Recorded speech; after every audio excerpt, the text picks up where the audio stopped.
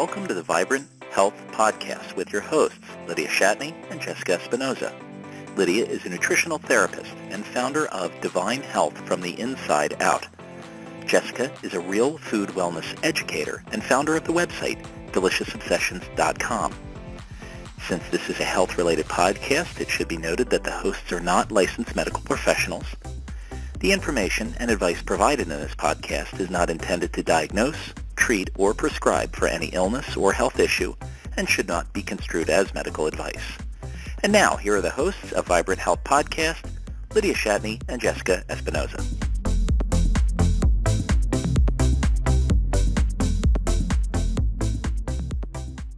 Hi, everyone, and welcome to episode number 4 of the Vibrant Health Podcast. I am Jessica Espinoza from deliciousobsessions.com, and I am here with my co-host, Lydia Shatney of Divine Health from the InsideOut.com. We are so happy to have you here with us today, and today we are actually going to talk about the hair mineral tissue analysis. You've heard us talk about this in passing in some of our earlier podcasts. You've seen me write about it and Lydia write about it on our site. So we wanted to kind of give an overview of what that is, what the benefits are of this type of testing, and kind of answer some common questions that we get asked about it. So I'm going to turn the floor over to Lydia because she is our expert on the hair mineral tissue analysis testing, and kind of let her direct this conversation. Hey, thanks, Jessica. This is an awesome conversation to be having because this topic fascinates me to no end, and I was just telling Jessica a minute ago before we started the show that I learn something new every single time I do a new hair test, and it's just amazing the information and insight we can see from each hair test into the body and what's going on there. So if you're not familiar, a hair tissue mineral analysis is a screening test, and it uses hair essentially as a tissue biopsy to gain some information about your mineral status in your body. And it's been around for at least 100 years. It's been around for a while, and it's used to screen for the level of at least 20 minerals and toxic metals in just a small sample of your hair. So the cool thing about it is it's non-invasive and relatively inexpensive method of testing, and it's very accurate so long as it's taken properly, the sample is taken properly. And it's a great method for assessing, monitoring, and guiding the correction and improvement of your unique body biochemistry. So everyone's going to be different. And this is cool because then you get to know what works for you, and you don't have to sit there and guess, and you don't have to try everything that's broadly recommended that's supposed to work for everyone and be frustrated. So, right? We've talked about been there. So, I mean, there's going to still require some detective work and things like that, but hair provides just a window into the entire inner workings of your body.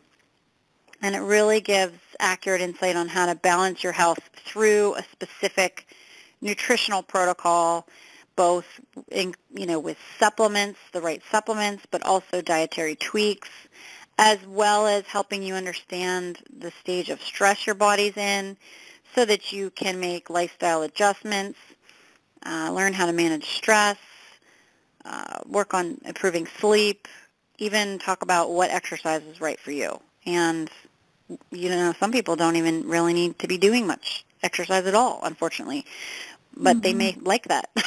They may like hearing that. Obviously, we all need movement, but the point is depending on where your body's at, you can find out if the exercise you are doing is right for you at the time. Right. And that's a big one, too. So really, it's just an excellent way to see imbalances in your metabolic health and just bring correction to them before deeper health issues set in. So, Jessica, I know you've gotten your first 2 hair tests done and seen some great things. So when you first got your hair test, maybe you can speak to, what you felt was so great about it, how it benefited you, and kind of, I know people are curious to hear from someone who's already done it. Sure. So I've actually had two. I got my first one done in November of 2014, and then we did my second test in February of 2015. And when I set out doing this, I made a commitment that I was going to do this. You're supposed to do retests, every 3 months or so, depending on kind of your oxidation rate. So I'm kind of at that 3-month threshold right now. So I committed that I was going to do this for at least a year and see where I was at 1 year. So, November 2015, I want to see where I'm at. And I probably will keep doing it for even longer because it's going to take longer than just a year to get me to the point that I want to be at. But I really made that commitment. And, I really didn't know anything about the hair test. I don't even know if I knew. I knew that they were available, but I had no idea the types of information that you could get from them. So when I, took the test in November, and I have to say I was really excited about being able to get a lot of information back just from snipping off some of my hair because I hate going to the doctor. The blood test, the nurses, I have veins that are hard to find, and the nurses always tear up my arms, and I've got bruises when they're done. So going and getting my blood drawn is never fun. So for a non-invasive test, I was really, really excited about it.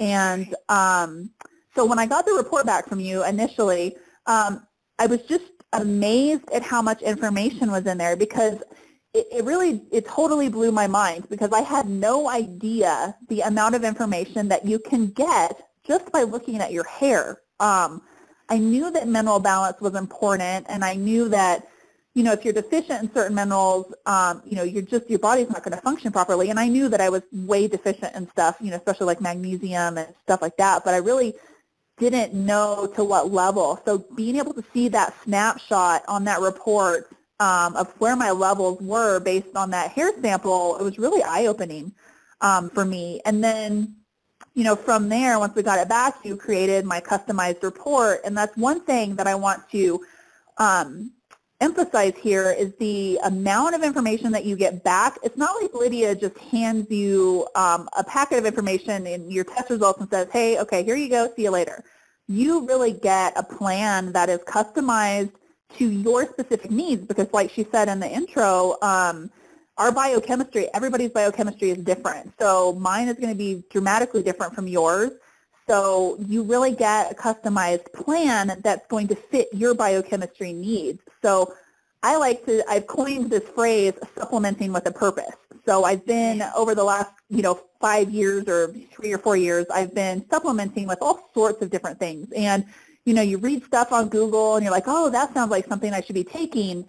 And so I would go to the health food store and I would buy whatever the supplement was and I would take it and I was like, okay, well, I don't really notice any difference. So I really got to this point where I stopped taking any supplements except for my hydrochloric acid because I knew I needed that for digestion and could tell a difference whenever I stopped taking it. So I had stopped pretty much everything except for that because I didn't know what I needed to be taking, and I was so tired of wasting all this money. I mean, supplements are not cheap for the most part, and I felt like I was just wasting hundreds and hundreds of dollars every year on things that were not even really helping me. So now I'm supplementing with a purpose. Every single thing that is on my supplementation protocol is serving a purpose to help correct my biochemistry. So that is super exciting to me, and I'm noticing some really dramatic results.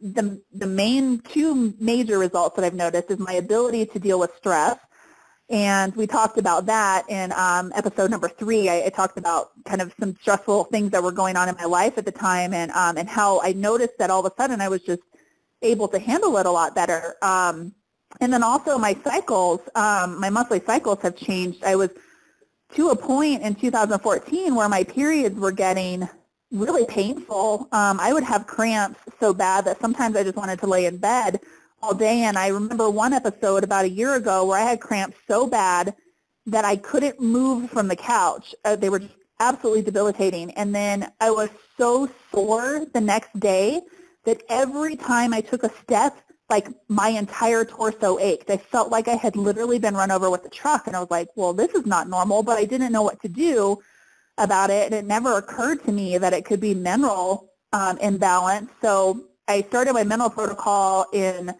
December of 2014, and then I had my period about 2 weeks later, and I had almost no cramps at all. And I didn't even realize it until a little bit later in the month. And then I was like, oh, well, that was kind of weird. Okay, cool. And then January rolled around, and I had that cycle, and I had 0 cramps. I was like, okay, now we're on to something. This is awesome.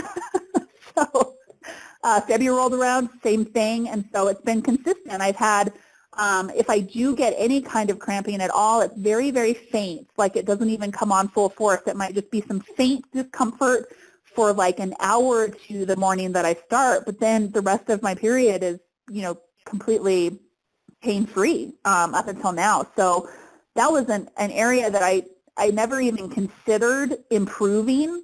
It never even crossed my mind whenever I started on the mineral balancing protocol. But heck, I'll take it, because I was getting to a point where I was, in pretty severe pain, and I don't take painkillers. So I was just muscling through it and using essential oils when I could, and, hot compresses and stuff. But, sometimes I just wanted to pop like 4 Aleve and feel better.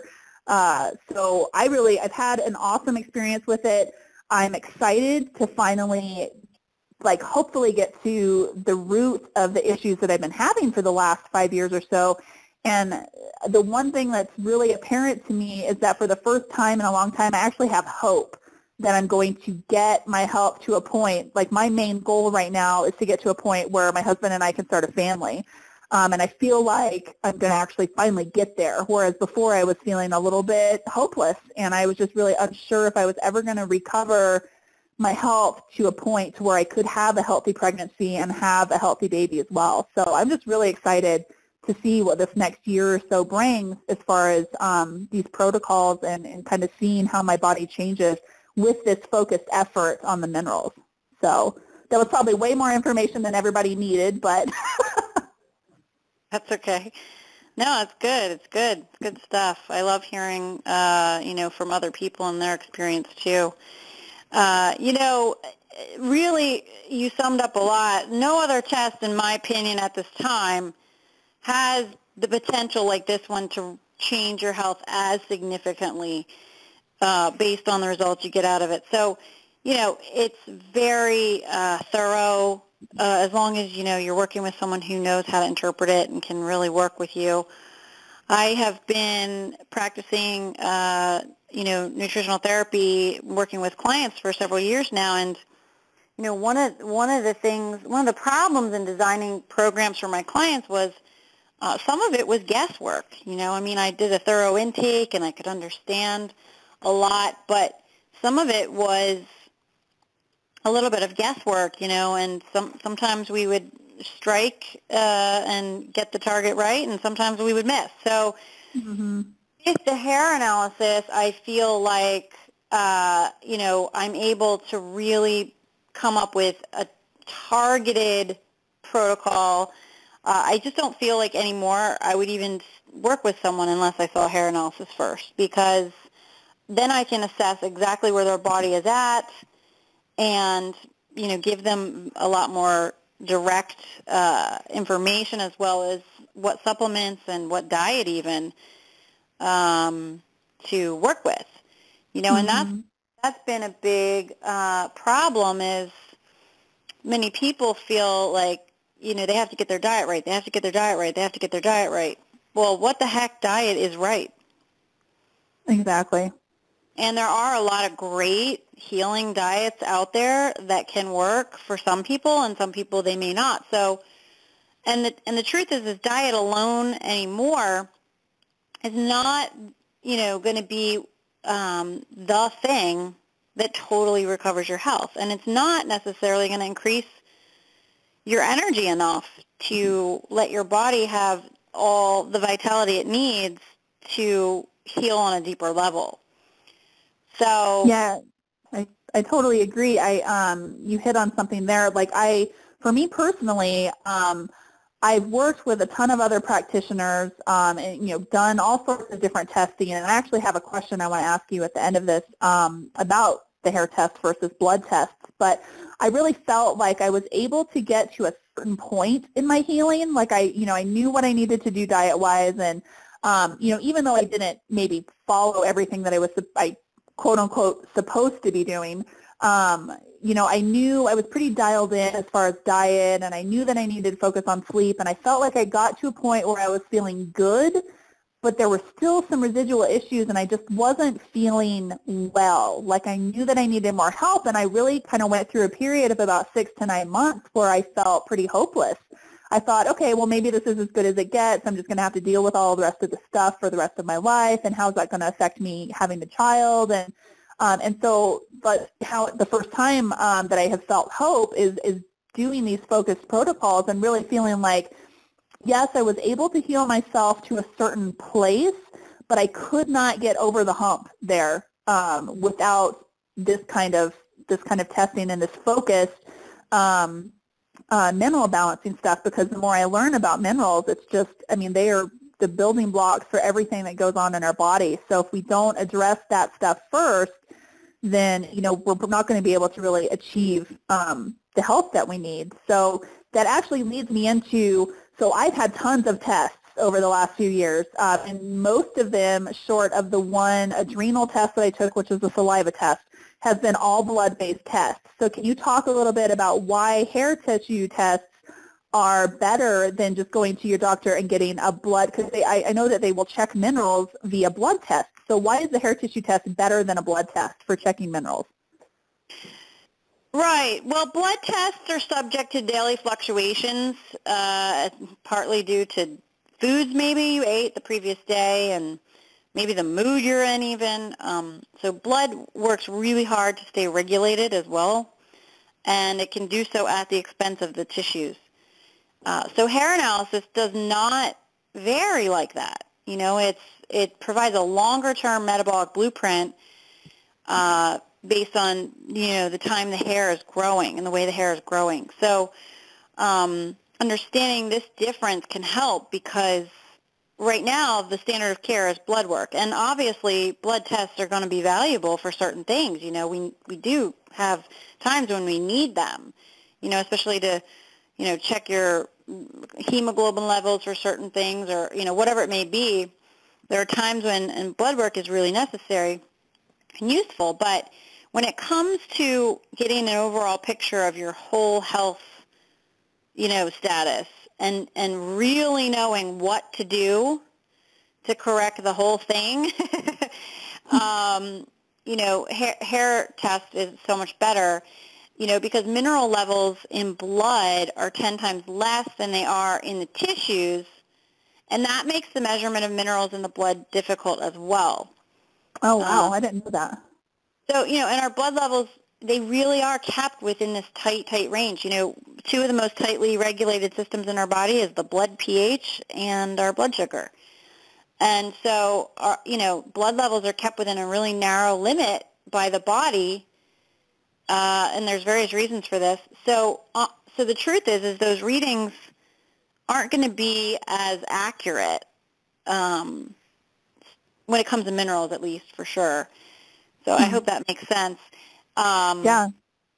So, and that's a common question people ask. So it's good to kind of talk about it a little.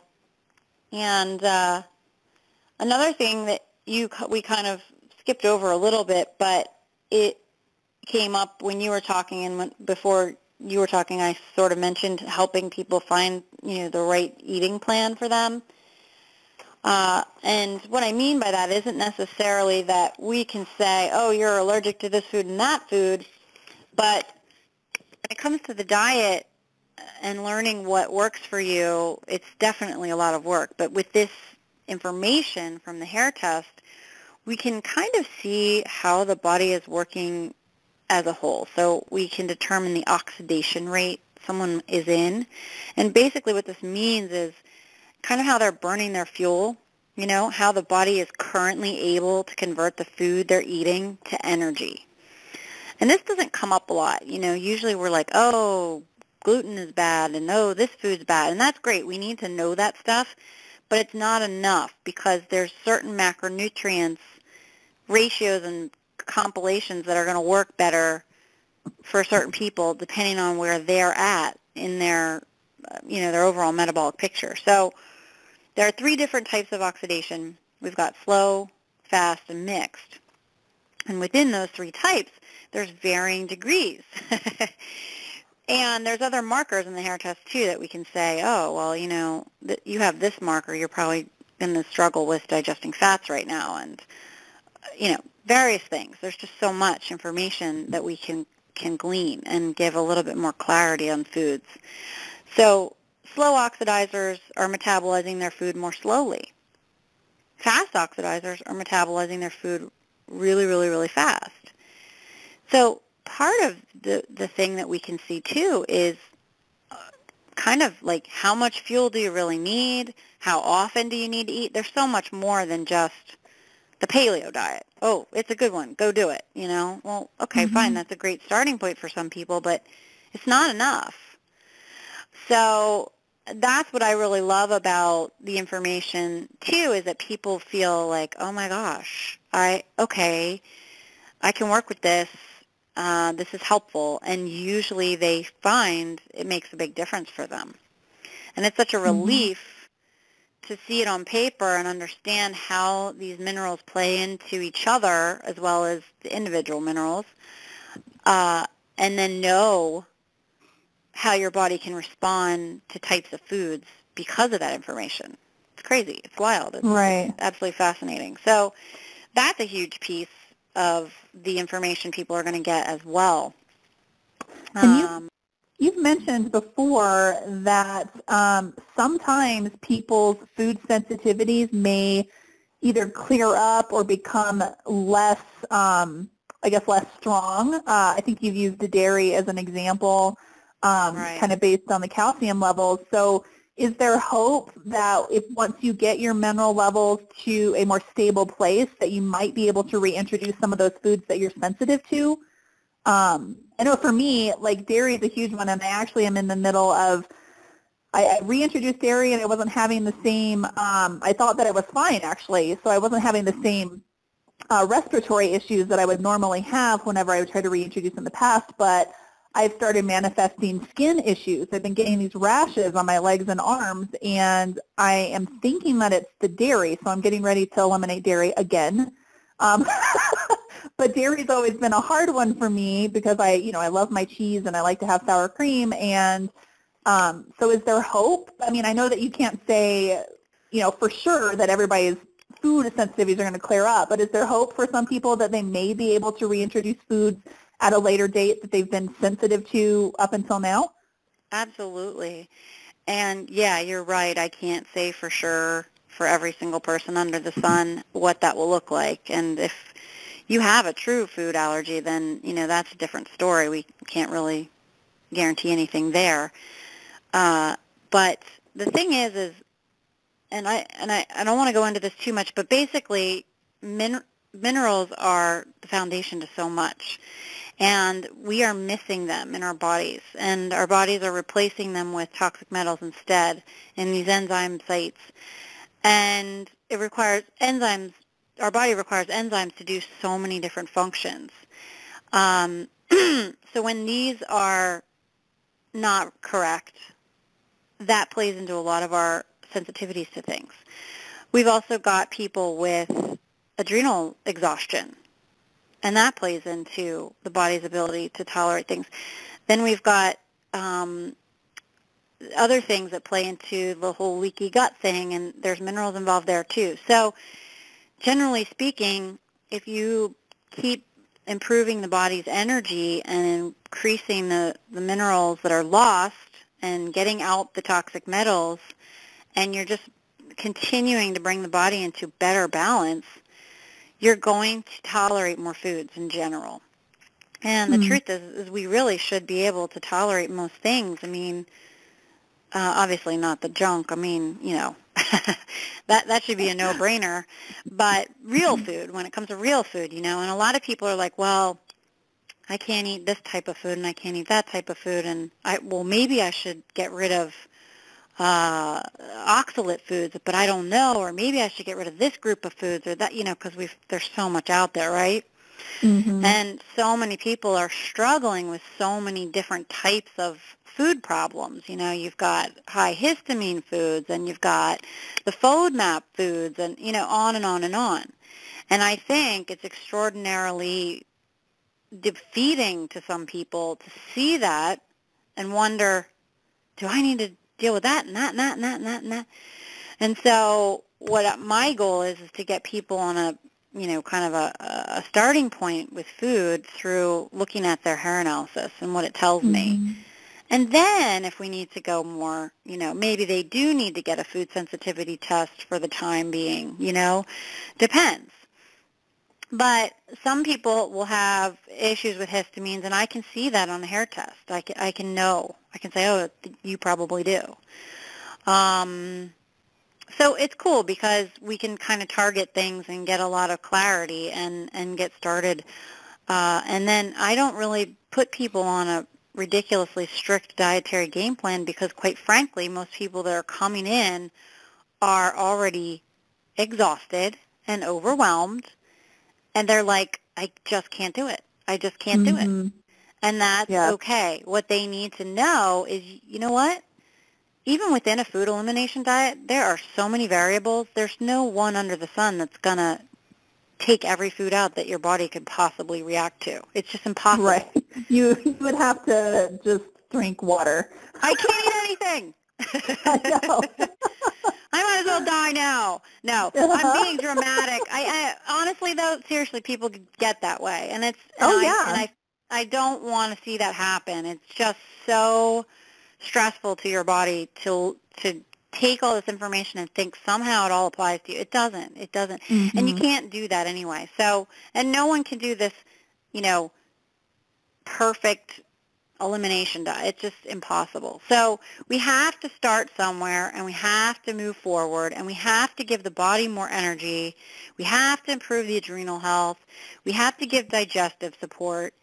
And even just some upper GI support sometimes can go a long way into allowing people to tolerate more things.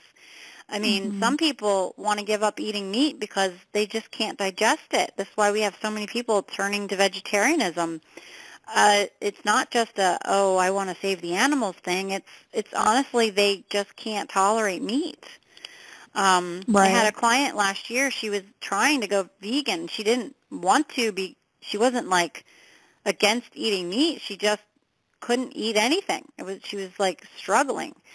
And so I was able to help her, and now she's back to eating meat, and she's so happy about it, and she can actually tolerate it, and her body just needed a lot more help to get, to processing it. But the problem was because she couldn't eat it, she couldn't heal in a lot of ways either.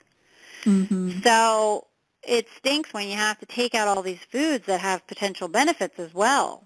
And so anyway, that's kind of tangenting a little here, but go ahead. Go ahead. Sorry. The dietary plans with the hair test protocol is, I think, a relief to some people because there are so many diets out there. You've got paleo and AIP and SIBO diets and everything under the sun. And you're right, people get overwhelmed thinking that they need to do all of them.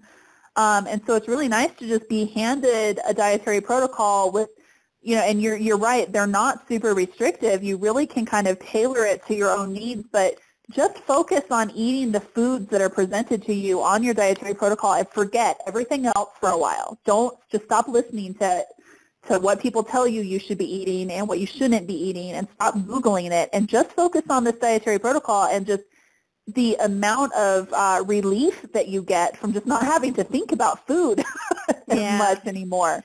So it's great. That's a great aspect of the test. And it's really, people need to understand why the food is a problem more than just hearing, well, dairy's bad, grains are bad, and I think I say it like that because that's the way people hear it.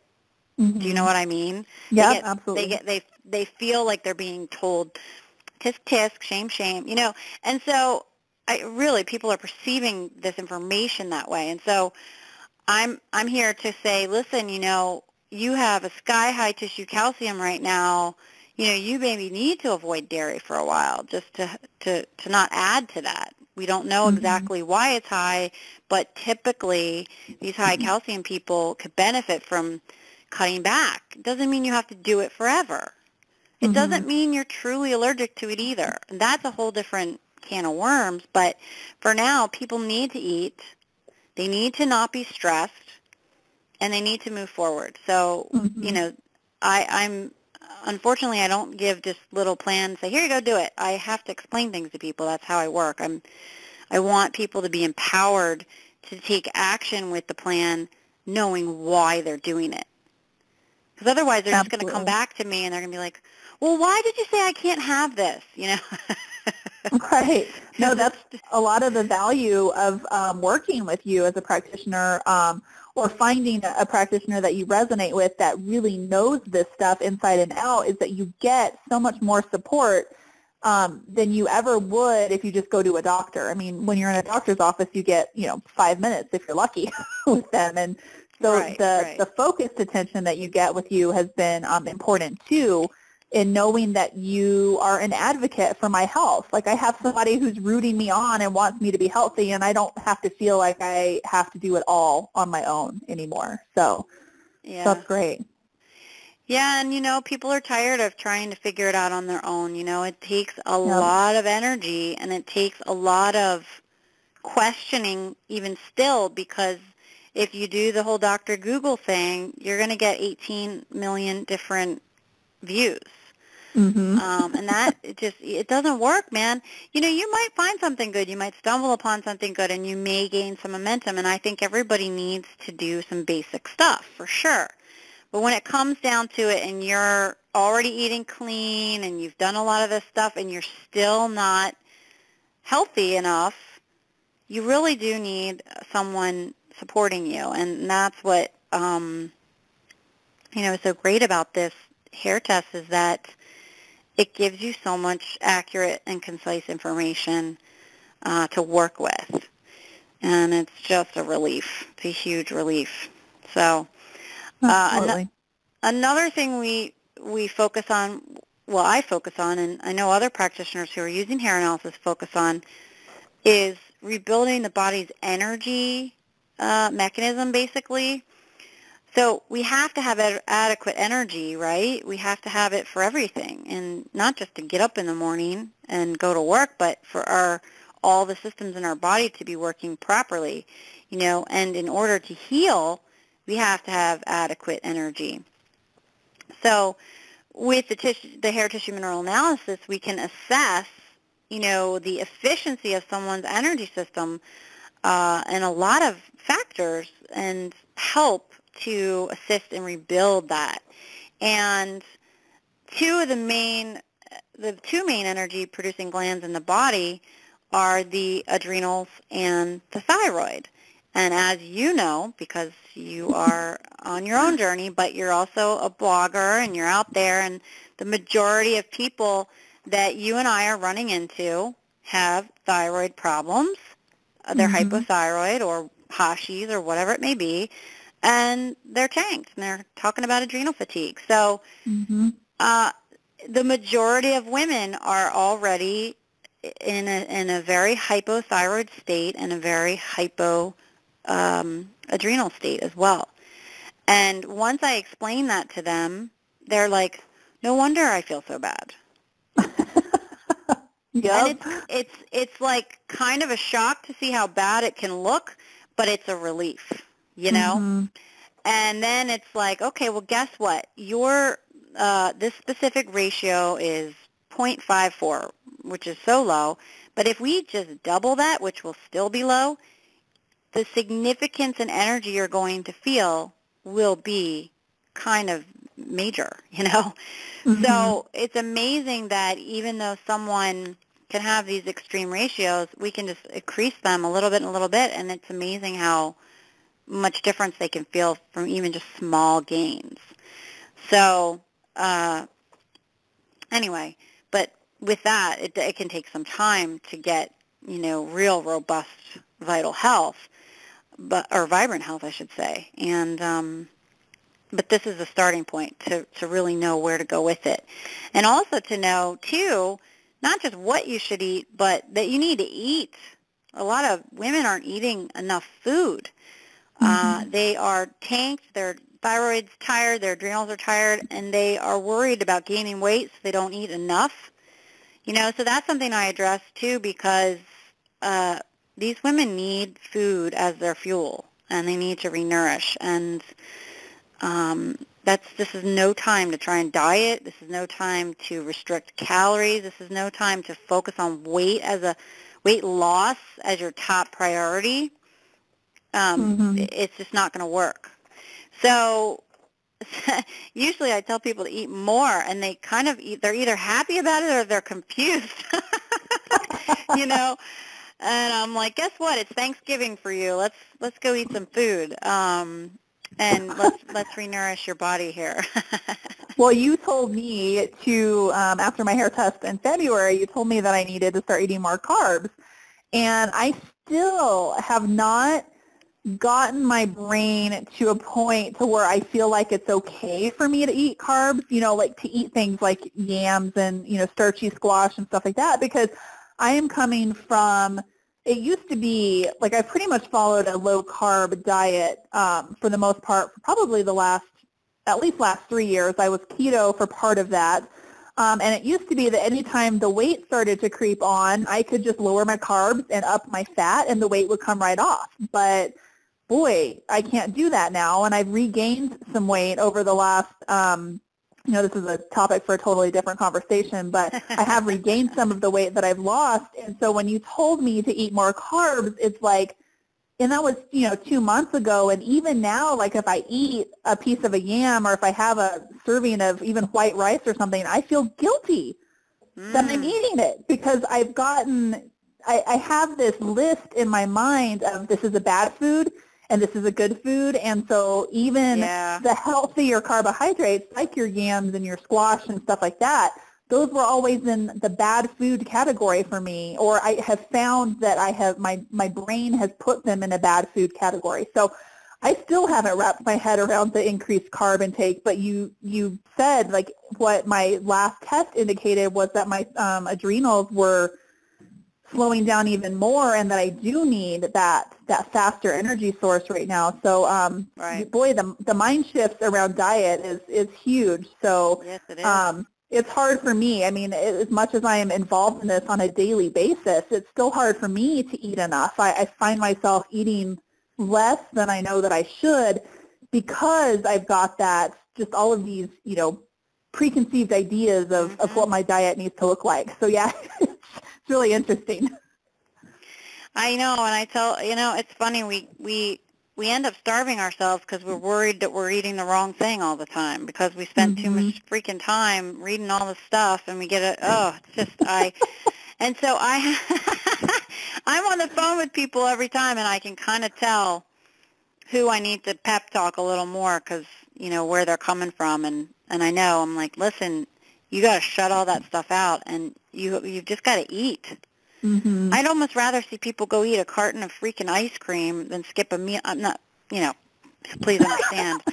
That wasn't like, but seriously, I mean it though. Like, people need to eat. They need to fuel themselves, and they need to get nourished, and this whole skipping food and worrying about food is not helping anyone's health. So this is a great way to get that really solid starting point. And then if people are still having trouble, some people really do have deeper food sensitivity problems, and that's something that can be looked into further after getting started with something.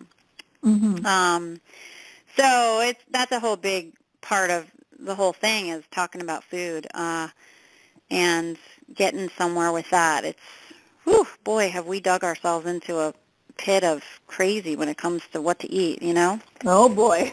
Yep. That's a whole separate episode or 10. I know. Oh, man, that's like a year's worth of conversation, for goodness sakes. Yep. And another thing that I think people find interesting that they learn more about that I don't think is talked about enough is detecting toxic metals. And it's really a big problem anymore, and we all have a bunch of toxic metals stored inside our bodies. We just all need to assume that they're there, and they are going to be problematic. So we work on, improving the body's energy. I also teach people, gentle ways to get them out. We're not talking chelation or anything here. That's too harsh, and most people can't handle that. So, people that I work with need to be educated on this, just kind of the process, how these metals that are showing up in their hair can be affecting their health, how to help eliminate them safely and effectively, and then kind of where, in their life they can look for these things and make some changes there. We're never going to be able to avoid all the toxic metals in the world. It's impossible. So we need to understand the role they play in our health, I think, and it's not something that people are understanding clearly enough. But once you see your hair test, and people will write back to me as soon as I send them their graph, and they're like, what the heck is up with all this aluminum? And I'm like, yeah, aluminum was high for me too, and I was like, okay, take a deep breath. Guess what? Everybody has aluminum showing up, so you're not the only one. But the point I'm making with saying that is that it's an awareness all of a sudden that, oh my gosh, this is an issue too. And it's not something that I want people to feel overwhelmed by, that they have to go run around and be like, oh my gosh, there's aluminum in this and aluminum in that, oh crap. Because we can't ever avoid it entirely. We just have to know how to empower ourselves with information, equip ourselves in our day-to-day life in the ways we can, and then give our body more support overall through food, through supplements, through some basic detox strategies, and just know it's going to take time to really get the major load of these things out of the body. So that's a whole nother piece of it that I think is pretty eye-opening to most people. And I think it's what I like about your approach to the heavy metals on the hair test is that it's not overwhelming, because heavy metals is one of those things that, I don't know, it probably resonates with a lot of other people too, that you think of that and all of a sudden it's like all of these, it's like a fear generator. Right. Because you've heard about all of these stories of people who were heavy metal toxic and they had to do these really, really, strict and, intense chelation, and they had to do all of these really, really in-depth protocols in order to get well. And there are people that need that, but you help take some of the fear out of it with, we don't have to be overwhelmed with thinking about the heavy metals. There are gentle ways to help your body detox. You don't have to go get, chelation at a clinic and stuff like that in order to heal. So heavy metals for me has always been kind of a fear trigger. So I appreciate that I'm able to kind of see them differently now and understand that it doesn't have to be as scary as it sounds and how we've all been led to believe. It's still important to address, and it's still scary when you think about the stuff how these heavy metals impact our health, but we don't have to be scared of it. So. Right. A healthy fear is good. Understanding, okay, where can we be exposed? How can we be exposed? What can we do to reduce exposure? A healthy fear is always good. We don't want it to cause panic or anxiety. So, it's important to, like, for example, I'll give you a silly example. My first hair test, I had high nickel, really high nickel. And I'm like, what the heck? Where's this coming from? And so to me, I would have never thought in a million years, oh, I have high nickel in my body. Like, who thinks that? Nobody. So, but then you look up, okay, well, what can nickel do in my body? So I'm looking at it and I'm like, wow, I have a lot of those symptoms. And they were related to skin and my, respiratory issues and things. And I'm like, oh my goodness. So I did a little research and I started to check into it. And first I kind of got like, oh, I need to get rid of all my cookware and then I look at my pipes. And then I was like, stop it. All right, calm down, Lydia. Let's take a more I got to talk to myself in this way too sometimes. So I figured out, and get this, I figured out that the source of the nickel that I was exposed to was from rooibos tea. I remember you telling me about that. Yeah. I would have, that's fascinating. I would have never considered right? that. And so I'm like, okay, well, I drank rooibos tea every single day for like 2 months that summer because I love it and I was hot and it was refreshing. Mm-hmm. Well, guess what?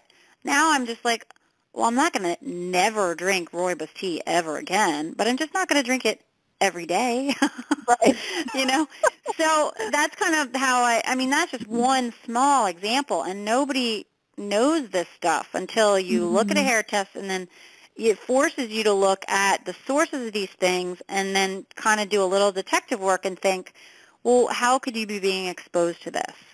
Is this something that's really invasive, or is this something that we can deal with, So, like, for example, some people will have lead showing up on their first hair test. Well, that's a little bit more serious. So we want to talk about that and kind of find out more about that. And usually it's a current exposure. Someone maybe had done some work in their house and, sanding down old paint or something. Mm-hmm. And it's just good to know. And if it's in a child, it's good to know. And because some people don't take the precautions necessary when it comes to these kinds of things. And so, I have a whole family who was exposed to lead, and now she's like, okay, well, now I know. Now she can tell other people. Now when they go to fix the next room that has to be done, they can take more precautions, And now they have strategies to deal with that in their body. They know what they need to be doing. Right. It takes away this, like, wondering, and it gives a plan, and it's okay, and you can move forward,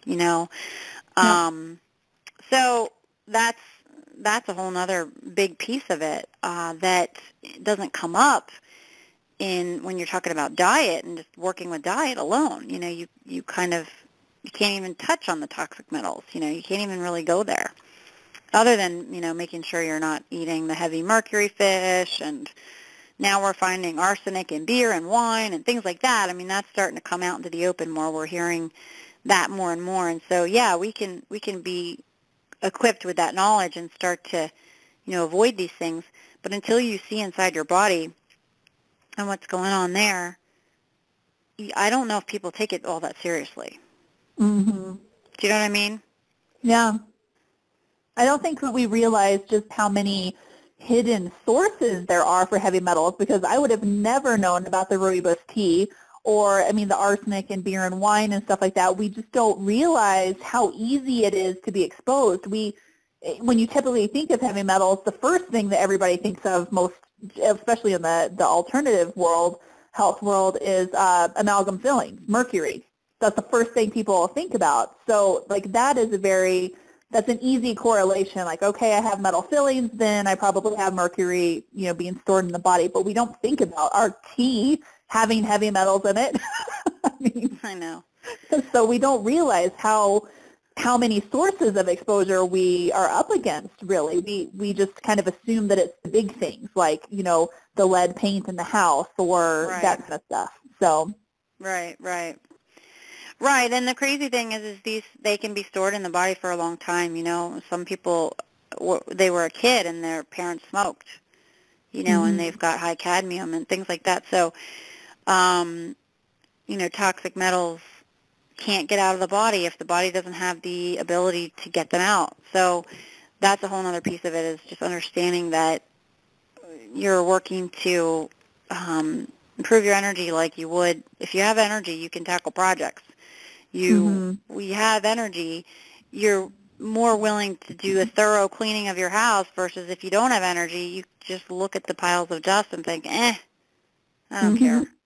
Yep. And your body's the same way. It's like low vitality, low energy. It's like, I can't deal with these toxins right now. I got to keep you alive. And when we work to improve that, then the body can say, hey, let's do some spring cleaning here, And so that's an important piece of the whole thing. So this test is literally not just, I get to see a test, and here I know what's going on in my body. Well, yeah, you know a lot. And then it creates this really thorough game plan to get started with, and sometimes looking at it at first, and I want to warn people, it can seem overwhelming. It really can, because it's like, oh my gosh. Yeah. Because then you're thinking about what you have to do, and you're getting overwhelmed. And so I'm usually very much like, listen, just get your supplements, implement them slowly, start to think about the macronutrients your body needs that we talked about.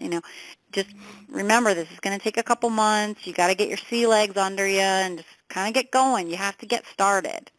Mm-hmm. You don't have to do this all perfectly. And just get to work, start where you can. Usually people feel a little bit better pretty quickly, and then they're like excited, and then they want to do more stuff. Mm-hmm.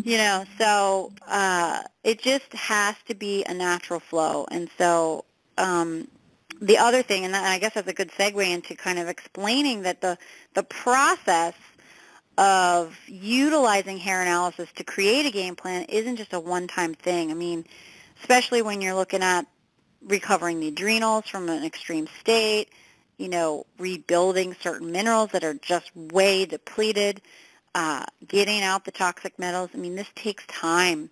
So really it's a game plan to kind of do in a repeat method. So, depending on where you're at, you may retest in 2 months or 3 months or 4 months.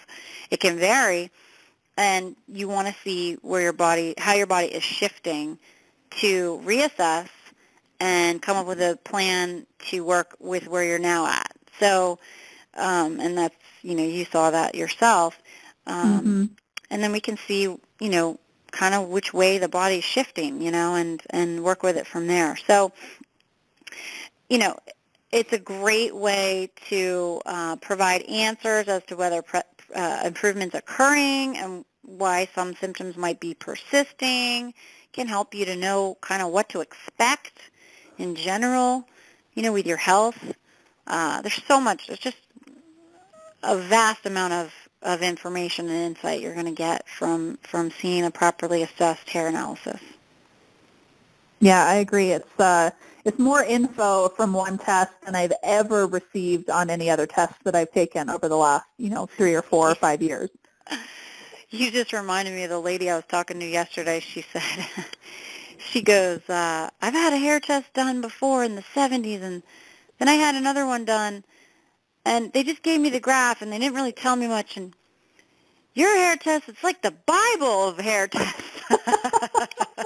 It really is. I don't think people understand how much information can be gleaned from it, and it's amazing. My mind is blown every time we do this. So It's so cool. Yeah, it's so cool. Yeah. And I'm doing this with my own family. It's not something I'm just telling people they should do because I do this and I'm biased and this is what I do for a living. I'm doing it with my entire family. And mm-hmm.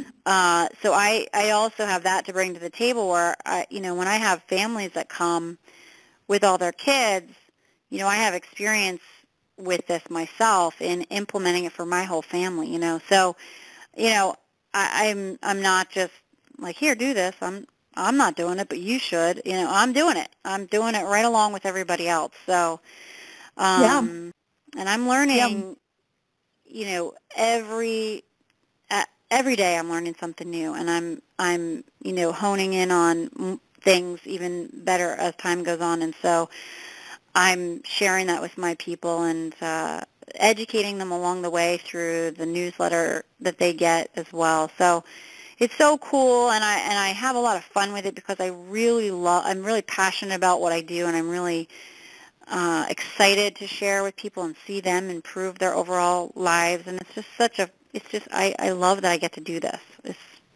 So it's my job, but it's also my passion, and I'm living it myself. So I think that's exciting too when you can find someone like that to work with. I can say that, for people who I want to work with to help me with something. I want them to be all in and invested. So Absolutely. it's pretty important. It is important to find a practitioner that you really resonate with, someone who, I've worked with a bunch of different practitioners over the last few years, and, sometimes you have a really good feeling about them, like you just kind of click right away. And then I've had practitioners where I've had my first consultation with them, and then I've never gone back because my gut, like we didn't click in the way that I felt like we needed to. So it's really good to just find that person that you resonate with and that you know has your back and is committed to your health. Like you said, you're doing this right along with all of your patients. You're doing it for yourself and you're doing it for your family.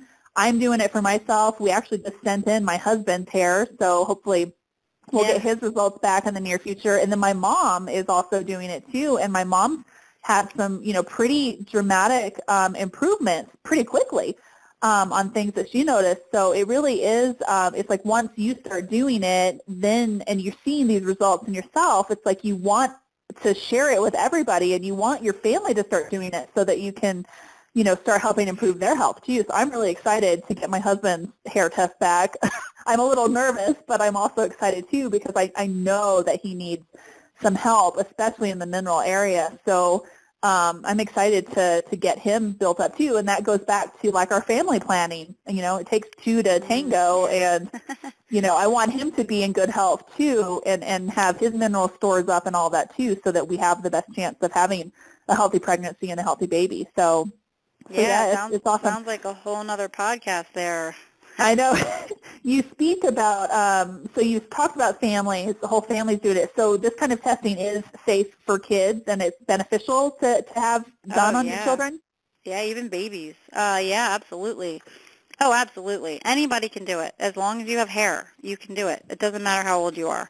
And babies and children respond really quickly, and they really do not need a whole lot of supplements. It's amazing how quickly the children respond to this. So, I think it's interesting because people they don't think that you can give a baby a hair test, or I don't know what they think, but even, a mom who just had a baby and she's breastfeeding, like if I've seen her hair pattern and I'm like, listen, you may want to go ahead and get the baby looked at and checked out and see where they're at, because we could help improve that child's sleep. Some babies that's a big colic. Yeah, I've got moms who aren't sleeping and their babies aren't sleeping, and I'm like, listen, I can't help anybody until you're sleeping. Let's get you sleeping. Yep. That's worth it alone to work on. So, even pregnant women can do it, nursing women can do it, anybody. It doesn't matter what stage of life you're in, what's going on in your life. You don't have to get your act together before you look at your hair test and hope that the results are going to be better for some reason. Well, that's just silly. You might as well go do it now. Some people are like, well, I have to wait until this date because everything will be perfect on that date because there'll be less stress in my life. And I'm like, well, I've done that. That's silly. I know, right? That's a little silly because you need it now. And then maybe then you'll feel good enough to get through all this stress that you're dealing with. So, yeah, there's all kinds of hang-ups. We get all kinds of hang-ups. Everybody. We have just all these things we tell ourselves. So, yeah. Never think there has to be the perfect time, the perfect age, the perfect anything. Just now is the right time if you're ready. If you really think, I really want to help, do it, and there are lots of people doing this. It's not just me. I'm not going to just toot my own horn here. There are a lot of great practitioners out there. So if you can find someone that's close to you and that's important to you, you can start looking for that just based on this information alone. And there's a lot of great people out there starting to really gain momentum with this test and working with people and helping them. So hopefully we'll see it become more of a standard of care out there. I would love that. That would be so awesome. Mm-hmm. It really is a good place to start for everybody. So, yep. It's accessible to anyone, too. That's the other cool thing. You don't have to go to your doctor. You don't have to have any specific scenario. You literally can just do it. You know, there's nothing that's holding you back as far as, you know, red tape. Yeah, you know, no, so. I've worked with medical doctors in the past where I've asked them to run, you know, specific tests, and they won't run them for me. Or sometimes they'll look at me and they'll roll their eyes, but they'll run it, but they'll, you know, there's some resistance. So it's nice to be able to just like order some of these tests independently, and you don't have to deal with those doctors that may not. You know, I have a family doctor that I go to, and I do get my annual exam and all of that stuff, but that's all I use him for. Right. Sure. And even when I asked him to run my antibody levels in November when I went and had my physical, he's like, no, that's not important. I'm not going to run it. Like, he actually refused to run it. I was like, okay, whatever. So it's nice to be able to have access to tests that give you good information without having to go through your doctor. And if you're one of the lucky people who has an awesome doctor, I'm not, you know, not all MDs are bad, and there are some really great MDs out there. I've worked with a couple that have been great and very open to, you know, to alternative treatments, even though they may not always agree with it. So if you're one of those lucky people, then, you know, hang on to that doctor because they're hard to find. Right. So well, you know, go ahead. Just on the coattails of that, you know, doctors can save lives, you know, and that has a value to it. But typically speaking, most doctors are not trained fully, and some are, but some aren't, most aren't, to teach people how to live a preventative lifestyle. Okay, so that's what this is. This is getting insight into your specific health situation to begin to correct and prevent. And so that is one of the most useful concepts in healthcare, is to identify trends before they occur, so you can take action to avoid them. We just spent our last podcast kind of talking about that. So you can determine a ton of trends from a properly interpreted hair analysis, and this alone makes this so valuable because you can see where your body could be headed. Or even some people I've had to say, let's see if this specific ratio improves next time. If not, we may want to look into getting your doctor involved because of X, Y, or Z.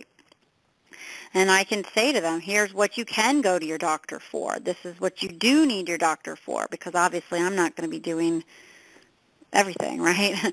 Right. So that's useful. And some people may not even know, oh, I should probably get a screening for diabetes or something.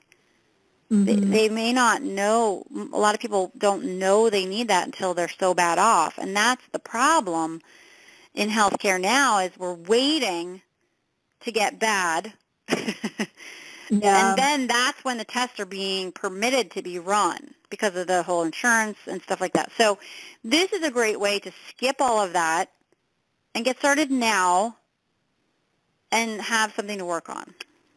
Yeah, that's a great point. I'm glad you brought all of that up.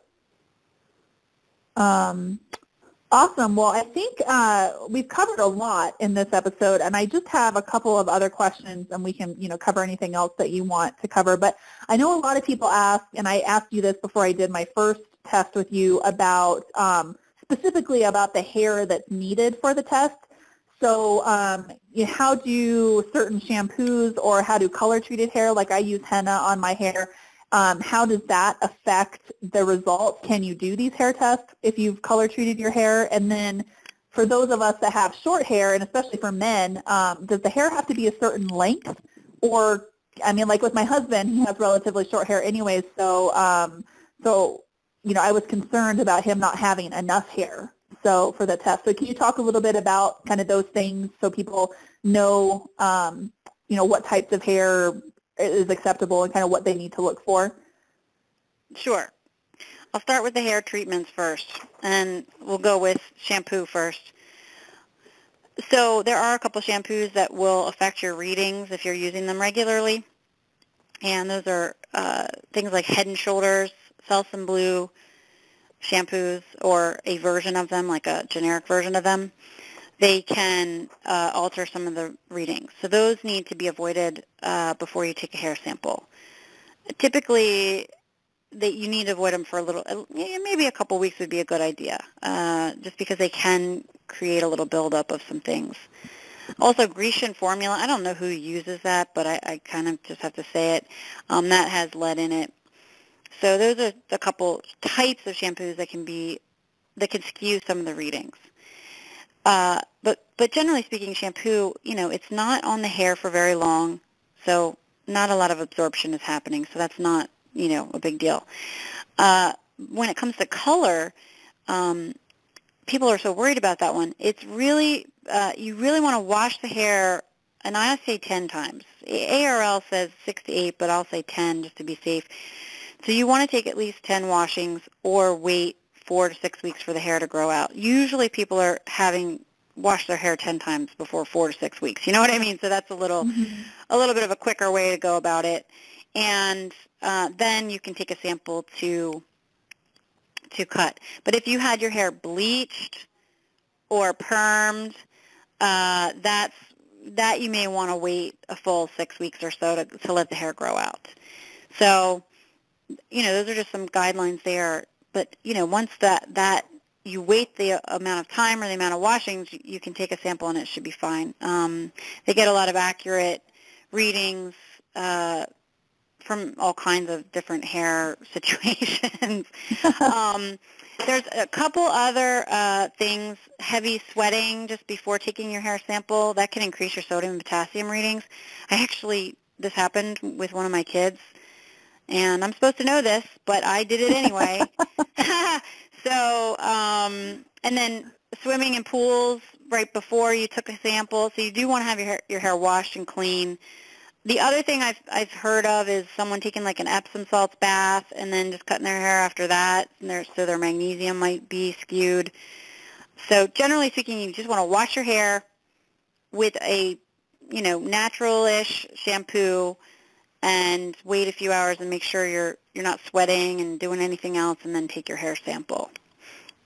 Yeah, and I henna my hair every 2 to 3 months, but I've just started getting, I kind of coordinate my hair sample around when I need to rehenna. So I actually am going to have to rehenna coming up in May, and it's going to correlate probably with when I need to get my next hair test in. So I'm just kind of timing it like that. So for people, I know people, who are color treating their hair, they may do it more frequently than that, but that's kind of how I do it. I just kind of chart it out on my calendar, and I coordinate, and I do my hair test right before I do a new batch of henna. So that way I've got a good amount of roots. I let my hair grow out quite a bit between my coloring sessions, so I have a decent amount of roots, but that's kind of how I'm coordinating things for my testing. So sure. A lot of women do that once they know and they get started on this process.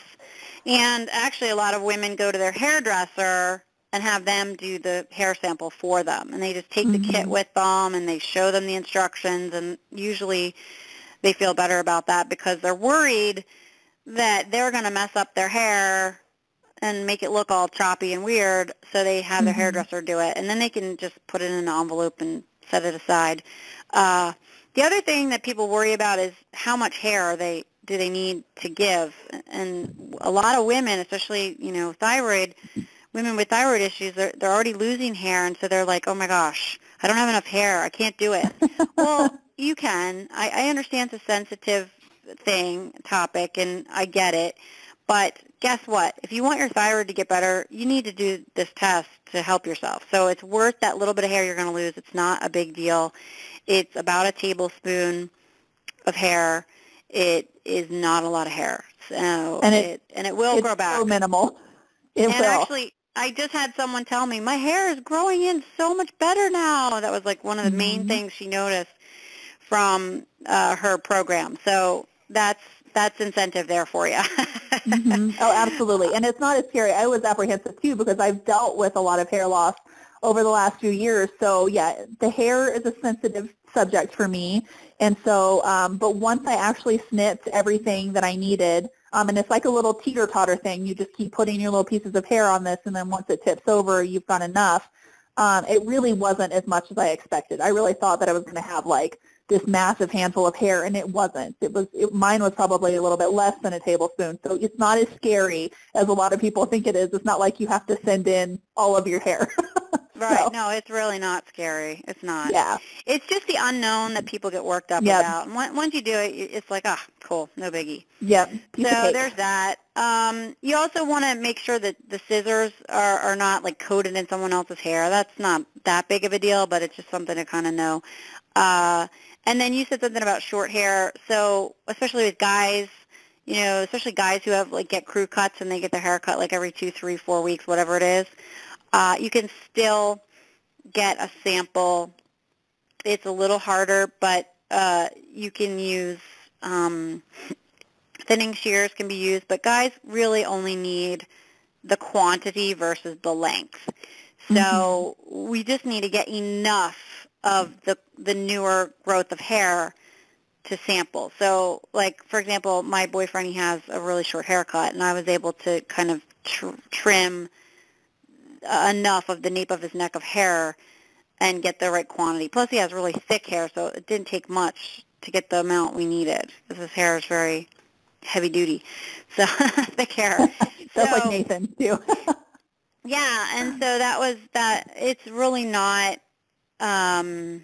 It's not a lot of hair. It's totally workable. It's just a matter of knowing you can and getting it done. So I think that covered everything about the hair questions, right? Okay. Yep. Those are some pretty common questions that I get asked, and I know that they were questions that I myself had whenever I first started doing these. So definitely appreciate you answering those. Yep. So, and you can even test your pets. Oh, we won't talk about that today, but this is useful for animals too. And you can store the samples as well. They can be you can go to your hairdresser, stick it in an envelope. Your hair's not going to deteriorate. You just want to get it submitted pretty soon. You don't want to wait like months or anything. That won't be any good. So, so yeah, hopefully that was helpful information for everyone in terms of understanding better what this whole test is about, what you're going to get out of it, and maybe motivate you or inspire you or just give you something to think about. Absolutely, and we have a whole bunch of posts both on my site, Delicious Obsessions, and Lydia's Divine Health from the Inside Out site about the hair testing and also about just minerals in general and about how minerals help the body. So make sure you check out, this podcast is going to be, embedded in blog posts on both of our sites, and we'll make sure to link down below it to a lot of those articles for some further reading if you're more interested in learning about minerals and why they're important and, everything that goes into the body, the functioning, why minerals are needed for the body functioning. So we'll put links to that as well. So make sure you check those out if you want to read more. And as always, if you have questions, make sure you leave a comment down below, or you can email us.